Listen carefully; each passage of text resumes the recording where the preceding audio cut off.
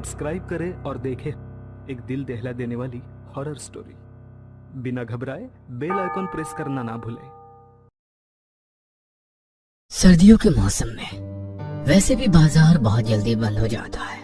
फिर ऐसे में मनाली जैसे हर जगह का बाजार रात के 10 बजे ही पूरी तरह सुनसान था। मुंबई से आए हुए अनुज, दक्ष और सृजन तीनों बंद मार्केट की गलियों में भटक रहे थे। यार, जरा भी अंदाजा नहीं था कि यहाँ पर इतनी ठंड पड़ेगी और मार्केट इतनी जल्दी बंद हो जाएगा। हाँ यार, कहीं से भी बस शराब का इंतजाम हो जाए तो मजा आ जाए। यार, पिछले 1 घंटे से हम लोग गलियों की खाक छान रहे, मगर यहाँ पर कहीं भी कुछ नहीं मिला। शराब ना सही, बस शबाब का बंदोबस्त हो जाए, बस शरीर को गर्मी चाहिए। कहते हुए वो जोर जोर से हंसने लगा। साले, तू नहीं सुधरेगा, हर वक्त तुझे एक ही चीज की तलाश रहती है। तभी अनुज को ऐसा लगा कि किसी ने उसे पुकारा। अनुज, कहाँ जा रहे हो? मैं तुम्हारा इंतजार कर रही हूँ। वो आवाज इतनी मनमोहक थी कि अनुज उस आवाज में खो गया। उसे होश ही नहीं रहा कि उसके दोस्त उसे छोड़कर आगे निकल गए हैं। कौन है यहाँ पर? किसने मुझे पुकारा? मैंने तुम्हें पुकारा। देखो, मैं यहीं पर तो खड़ी हूँ, मेरे पास आओ। अनुज ने अंधेरे में से आती हुई आवाज की ओर ध्यान से देखा तो वहाँ पर कोई लड़की खड़ी थी। हवा में लहराते उसके बाल और चमकदार आंखें उसके खूबसूरत होने का प्रमाण दे रही थी। हवा में उसका दुपट्टा उड़कर उसके चेहरे पर आ रहा था। अनुज बिना कुछ सोचे समझे उसकी ओर बढ़ने लगा। कौन हो तुम? और रात गए यहाँ अंधेरे में क्या कर रही हो? यहाँ अंधेरे में? यहाँ तो मैं तुम्हारा इंतजार कर रही थी। तुम्हें ठंड लग रही है ना, तो तुम्हें गर्मी देने के लिए मैं आई। आओगी? मेरी बाहों में आ जाओ। आओ अनुज। अनुज को कुछ समझ में नहीं आया और वो उस लड़की के और करीब चला गया। मगर जैसे ही वो लड़की उसकी बाहों में आई, हवा के झोंके से उसका दुपट्टा उड़कर पास के पेड़ में अटक गया। क्या आप ये दुपट्टा निकाल कर देंगे मुझे? हाँ हाँ, क्यों नहीं। कहते हुए अनुज ने जैसे ही पेड़ पर से उसका दुपट्टा हटाया, आसमान में तेज बिजली चमकी और उस लड़की का चेहरा अनुज को नजर आया।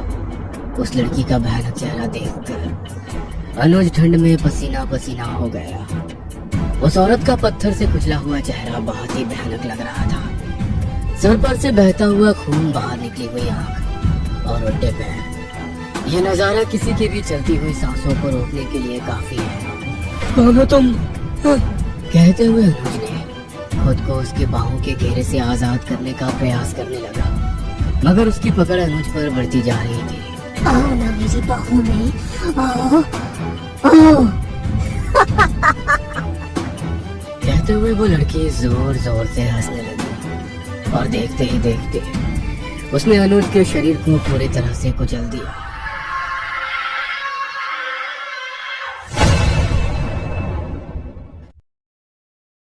अगली सुबह मनाली के बाजार में हड़कंप मचा हुआ था। एक और टूरिस्ट की लाश मिली थी जिस पर लाल दुपट्टा ढका हुआ था। ये सब क्या हो रहा है हमारे इलाके में? आप लोग रात की गश्त के वक्त क्या करते हैं? आप में से किसी ने नहीं देखा कि उस लड़के के साथ क्या हुआ? सर, आप हमारा यकीन करिए, हमें कुछ नहीं पता। हम पूरी रात उस इलाके में ही थे, मगर हमने कुछ नहीं देखा। मुझे कुछ भी नहीं पता। कह देने से सब कुछ सॉल्व नहीं हो जाता। मेरे ऊपर कितना प्रेशर है आपको अंदाजा नहीं है। इस तरह से टूरिस्ट की मौत से प्रशासन का भी दबाव है हम पर। ये साल भर में ये चौथी घटना है। लोग मनाली आने से डरने लगेंगे। हमें जल्द ही कातिल को ढूंढना होगा। मगर सर, हमें किसी भी मौत में कोई क्लू नहीं मिलता सिवाय लाल दुपट्टे के। सर, मुझे तो लगता है किसी आत्मा वात्मा का चक्कर है। क्या आप बकवास कर रहे हो? जाओ, चारों केस की फाइल को लेकर यहाँ आओ, कुछ तो कॉमन होगा। इंस्पेक्टर के मांगने पर हवलदार वो केस फाइल लेकर आ गया। इंस्पेक्टर ने गौर से पूरी फाइल को देखा। उन्हें एक बात कॉमन समझ आई कि चारों बाई प्रोफेशनल सीए थे। जब उन्होंने और जांच की तो पूरा कच्चा चिट्ठा परत दर परत खुल गया। देखिए, आपके दोस्त अनुज के साथ जो कुछ भी बहुत बुरा हुआ, मगर क्या आपको पता है दक्ष, अब अगली बारी आपकी है। मेरी बारी? क्या कहना चाहते हो आप? जानबूझकर अनजान बनने की कोशिश मत करो। सारी सच्चाई बता दोगे तो बच सकते हो, वरना तुम्हें तो हकीकत पता ही है। सर, मैं सच कह रहा हूँ, मुझे कुछ भी नहीं पता। हम लोग तो एक फॉर्म के ऑडिट के लिए आए थे। देखो दक्ष, पहले खून प्रशांत का हुआ, दूसरा अक्षत, तीसरा मोहित और अब चौथा अनुज। और अभी फाइल चेक करते हुए मुझे पता चला कि इन चारों के साथ तुमने भी दिल्ली यूनिवर्सिटी से सीए किया है और तुम सब 2 साल पहले यहाँ आ चुके हो। उसके बाद किसी ने तुम्हें काम के सिलसिले में यहाँ बुलाया और सिलसिलेवार मौत हुई है। जब पहली बार तुम यहाँ आए थे उससे कोई ना कोई कड़ी तो जुड़ी है जो तुम्हें यहाँ पर बुलाकर मौत के घाट उतार रहा है। इंस्पेक्टर की बात सुनकर दक्ष का चेहरा पीला पड़ गया। वो जमीन की ओर देखकर अंगूठे से जमीन कुरेद रहा था। वो कुछ बताना चाहता था मगर मुंह से शब्द नहीं निकल पा रहे थे। अंगूठे जमीन में खोदकर कोई राज बाहर नहीं आने वाला है, अपने मुंह से फटाफट बताओ। दक्ष सृजन की ओर देखने लगा। सृजन भी हैरानी से दक्ष को देख रहा था और वो बोला, दक्ष जो कुछ भी तुम जानते हो सब बता दो, हो सकता है इससे हमें अनुज के कातिल तक पहुंचने में मदद मिल जाए। प्रशांत, अक्षत, मोहित, अनुज और दक्ष पांचों लोग ड्रिंक कर रहे थे। ये मनाली जैसे हॉट हिल स्टेशन पर नाइट कितनी बोरिंग है, इससे ज्यादा मजा तो वहाँ दिल्ली में आता है। हाँ यार, एक तो ठंड से हालत खराब है, ऊपर से शरीर भी गर्मी मांग रहा है। साले तू एक जगह ही क्यों अटका रहता है? वैसे भी तेरे शरीर को बहुत गर्मी मिल गई है, ड्रिंक का ओवरडोज हो रहा है। चलो, मिस्टर कटारे से कल मीटिंग भी है। हाँ यार, ये अनुज पहली बार सच कह रहा है। ज्यादा ड्रिंक होगी तो ऐसा ना हो कि जिस मीटिंग के लिए आए हैं उसे ही अटेंड ना कर पाए।